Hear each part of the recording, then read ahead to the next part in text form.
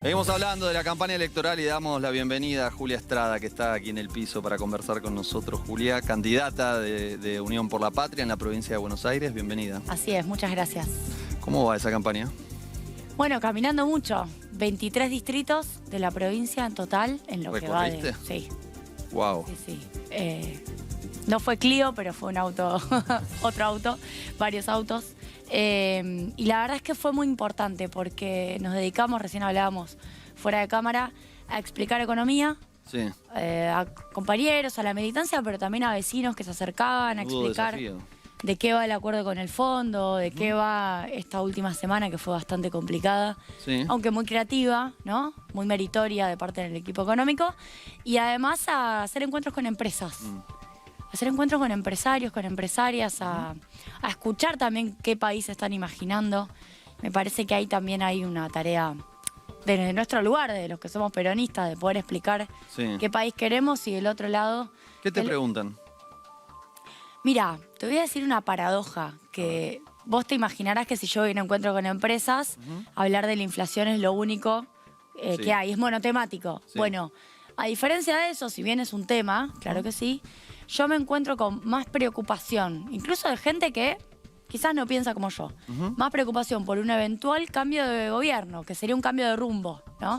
Ya sea Juntos por el Cambio, La Libertad Avanza, que signifique que mucha de la plata que pusieron, que hundieron en sus empresas, no la vean, porque ya les pasó con Macri, que por la inflación de hoy, que la inflación de hoy sí es un fenómeno preocupante, hay que reducirlo, pero así toda la economía camina, ¿no? En este contexto está caminando la economía. Un cambio de rumbo puede ser trágico.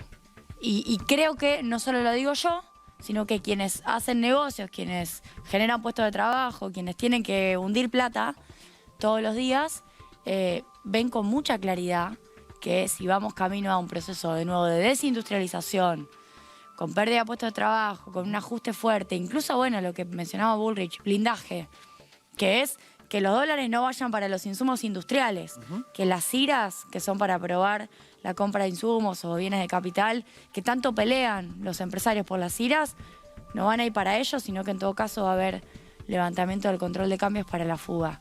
Y lo pongo así en estos términos porque es así, porque ya lo vivimos y me parece que además hay que presentarlo con mucha claridad. Te voy a ir preguntando por algunos ítems, algunos elementos de lo que estamos viviendo actualmente. Me parece que el más importante, la gran pregunta que se hace buena parte de la población, de quienes nos están mirando en este momento, tiene que ver con los ingresos. Mirá, y te lo separo de la inflación, ingresos. ¿Qué hacemos? Porque se perdió un 20-25% durante los 4 años del gobierno de Macri. Con este gobierno más o menos va empatando en el sector, en el caso de los trabajadores, trabajadoras formales, va perdiendo fuerte también en el caso de los informales.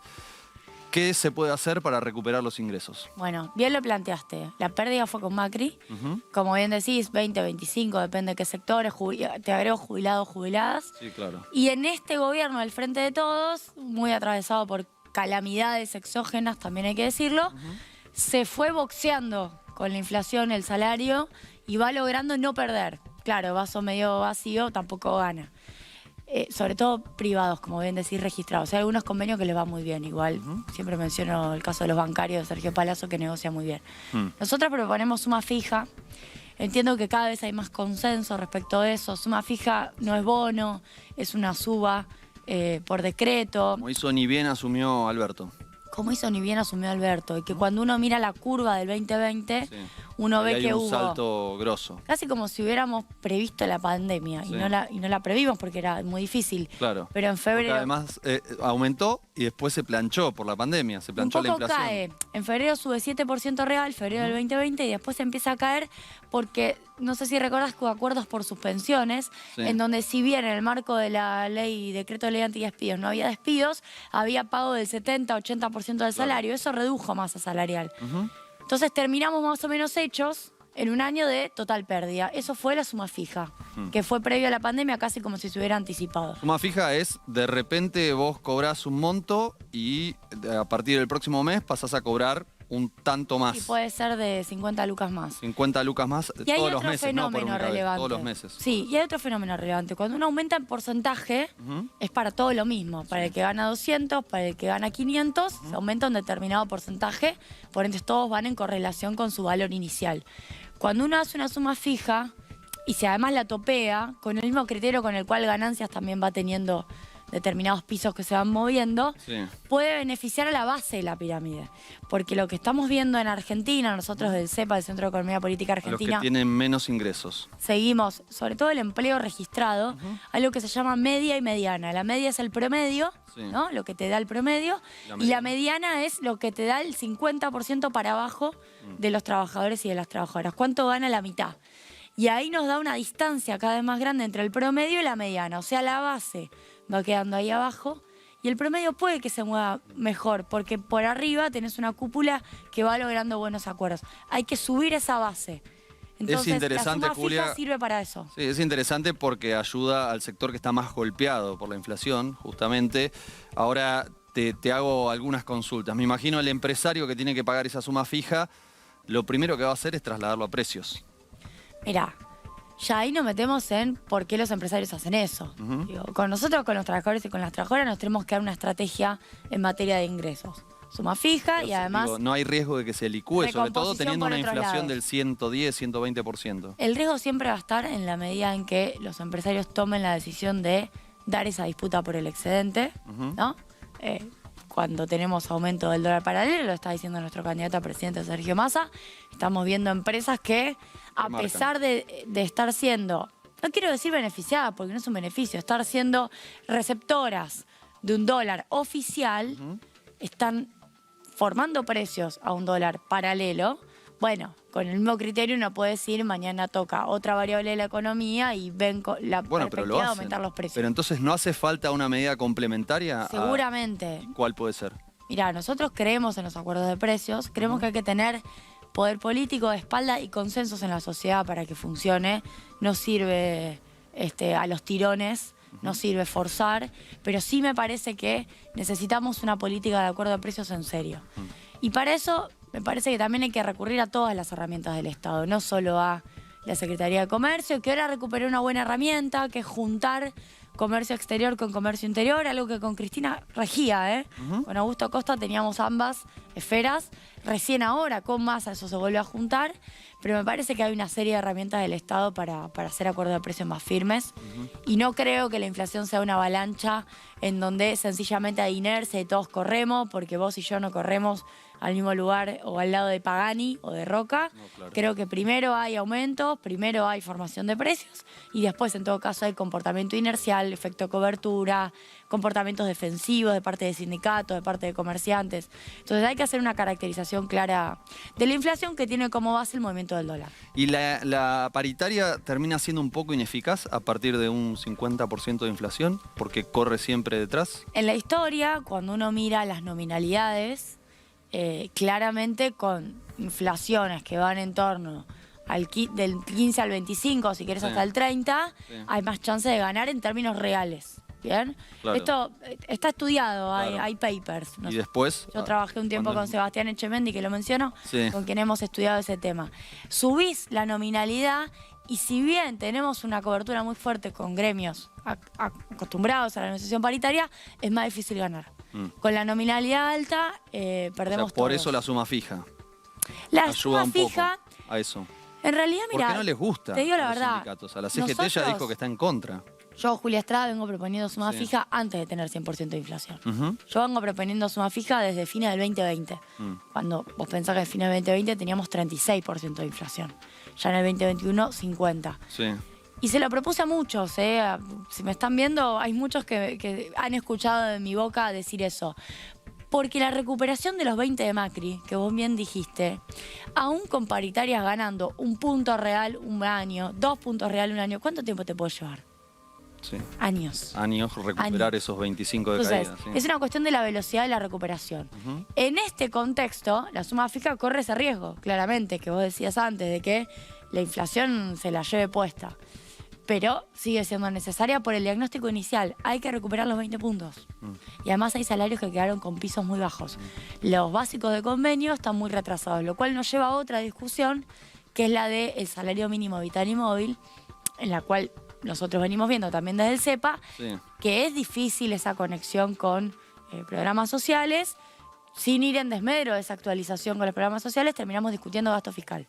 Y creo que, yendo a la discusión laboral, que es a la que a mí me interesa ir, necesitamos un salario mínimo vital y móvil que sea referencia de los básicos del salario inicial de la paritaria, de las paritarias, de los ¿Para convenios. eso lo disociás de los planes sociales? Mira, no lo quiero plantear de esa manera. Para eso necesitamos un salario mínimo vital y móvil que vaya en línea con las discusiones paritarias. Hay que aumentarlo. Hay que aumentarlo mucho más y alineado en su valor nominal a lo que son los convenios. Claro. Está muy lejos del valor de los convenios. Claro. Un bancario tiene un aumento del 50% y el salario mínimo tiene un aumento del 25%, por decir un ejemplo. Sí, a ver, un bancario arranca en más de 250. Claro. Está bien que es una paritaria que anda muy bien, el salario mínimo está en menos de la mitad. Entonces ahí es donde necesitamos alinear valores nominales. Julia, vamos a lo de esta semana, porque seguramente mañana, esperemos que no, pero estamos en elecciones y estas cosas suceden. Estamos atravesando una turbulencia, una corrida cambiaria, una vez más, temas que suelen suceder en la previa de las elecciones. Un dólar que puede estar, un dólar paralelo que puede estar a 580, 590 mañana. Y que, como bien decías vos recién, es probable que en algunos casos se traslade a precios por decisiones unilaterales de quienes forman los precios. ¿Qué se hace frente a esa situación, teniendo en cuenta que estamos en la última semana de elecciones? Primero, poner en contexto.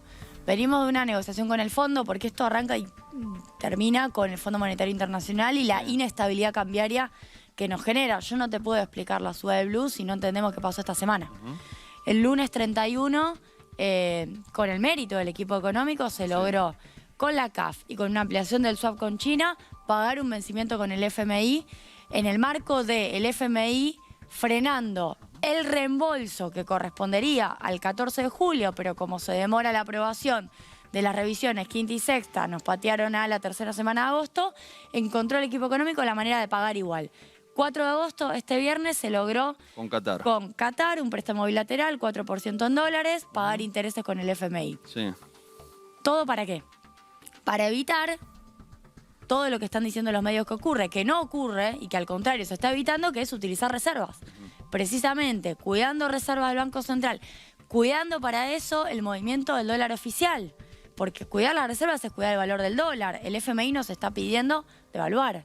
Arrancó pidiendo 60% de devaluación y el equipo económico logró no hacer esa concesión, sí la modificación del impuesto país, pero no una devaluación del oficial. Bueno, en ese contexto es en el cual te van moviendo el dólar paralelo. Y la verdad es que es bastante ilógico que tengamos un acuerdo con el Fondo Monetario Internacional, que por cierto es malo, que cada 2 meses te muevan el dólar paralelo porque pasó en marzo, volvemos un cachito para atrás y encontramos con cierta frecuencia movimientos del dólar paralelo, en un contexto en el cual ese acuerdo vino a traer estabilidad o vino a traer previsibilidad o vino a ubicarnos en una situación de mayor confianza frente a los mercados, frente a las empresas. Es el Fondo Monetario desembolsando la plata que nosotros mismos le pagamos, es un repago de lo que nosotros le vamos desembolsando. Eso es el acuerdo. Si el FMI frena esos repagos, lo advertimos en marzo del 22, nos genera esto. Claro. Y la verdad es que a uno le genera muchas dudas. ¿Por qué lo hacen previo a la elección, en donde además piden mover el tipo de cambio, en donde fuerzan a la Argentina a tomar estas decisiones de multilateralismo que están muy bien, por cierto, porque el mundo multilateral llegó para quedarse? Me parece que en relación al fondo tenemos que darnos una discusión muy profunda y lo que hay que hacer es, está perfecto hablar del dólar blue o del dólar paralelo o el ilegal, ahora que la gente entienda el contexto, que se entienda de dónde venimos, porque si no, no se termina de comprender la profundidad de la situación. Y en este contexto hay una sequía de 20.000 millones de dólares que el Fondo Monetario Internacional no reconoce como tal, como dirían los millennials, me considero millennials. Finge demencia. no mira a la No. sequía como una variable relevante. Sí, de hecho, digamos, es muy extraño lo que ha sucedido, porque se llegó a un acuerdo, pero no desembolsa la plata el Fondo Monetario Internacional y al mismo tiempo está pidiendo una serie de condiciones que son regresivas. Vos lo decías recién, es un acuerdo malo para la Argentina, porque pide aumentar tarifas, porque pide recortar gastos sociales en un contexto de alta inflación. Es realmente perjudicial. Pero nada parece indicar que vaya a haber algo de tranquilidad en los próximos meses en este contexto. Es que el FMI ya lo conocemos. Yo siempre tengo un amigo que dice, cuando tenés dudas, volvé a tu marco teórico.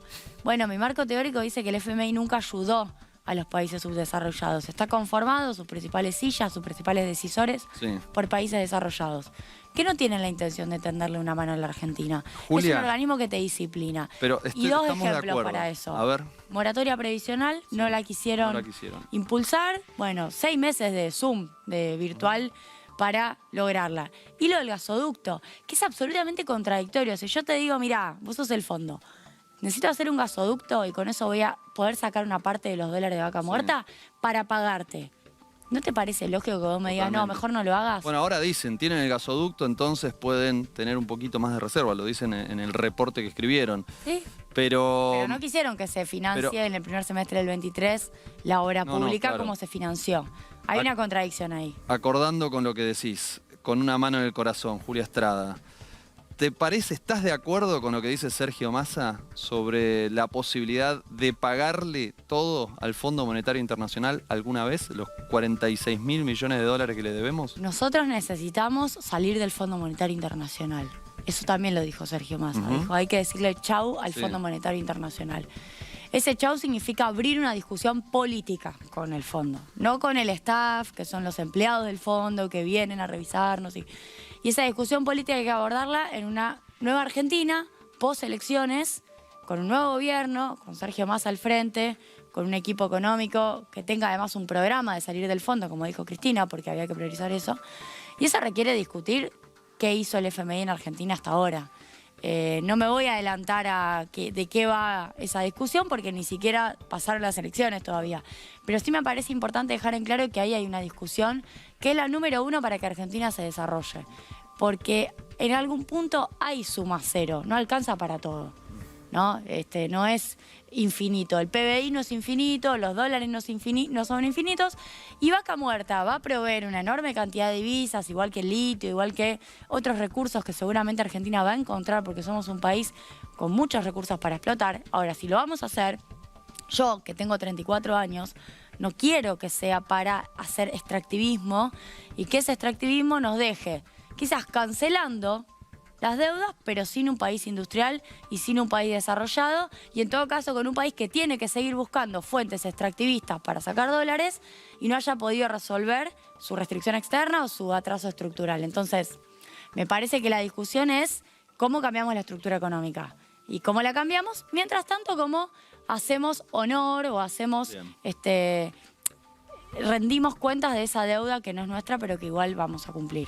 Siempre es muy interesante conversar con Julia Estrada, te agradecemos mucho por visitarnos y bueno, puede ser, hay muchas posibilidades de que te escuchemos en la Cámara de Diputados. Gracias, muchas gracias.